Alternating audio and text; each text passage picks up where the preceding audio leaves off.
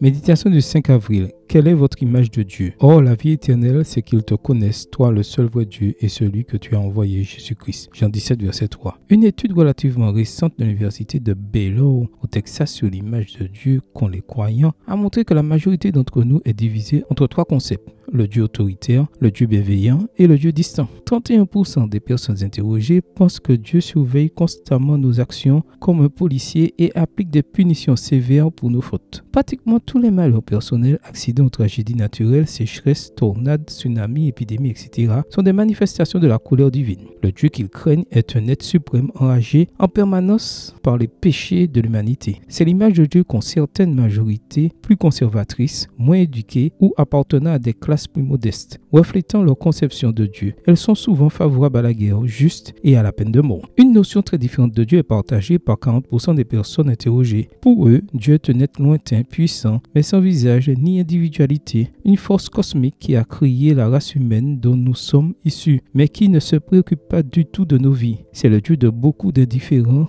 à la religion, pratiquement sécularisé ou agnostique. Pour eux, ce que font les êtres humains n'a pas vraiment de répercussions au-delà de cette vie. Par ailleurs, 23% des personnes interrogées croient en un Dieu à la fois exigeant et miséricordieux, qui attend de nous un comportement moral, mais qui comprend nos chutes et pardonne nos fautes lorsque nous nous repentons. Et parce qu'il est un Dieu d'amour, il finira probablement par emmener au paradis tous ceux qui le désirent. Je pense personnellement que ces images de Dieu sont biaisées et caricaturales. Dieu est comme un diamant aux facettes infinies, impossible à définir en 4 phrases, et infiniment au-dessus de nous, au-dessus de nos croyances, de nos préjugés et de nos stéréotypes. Une vie d'étude ne suffit pas pour connaître Dieu, pour grandir spirituellement. Nous devons entrer en relation avec lui à partir de ce qu'il nous a révélé de lui-même, dans sa parole, et surtout de ce que nous connaissons de lui par Jésus. Personne n'a jamais vu Dieu. Le Fils unique l'a fait connaître. Jean 1, verset 18. Seigneur, je veux te connaître de mieux en mieux en développant une relation personnelle avec toi, afin de ne jamais me tromper sur ton visage et ne développer aucune caricature grossière de toi, même si elle semble pieuse. Amen. Bonne journée à vous et que le Seigneur vous bénisse.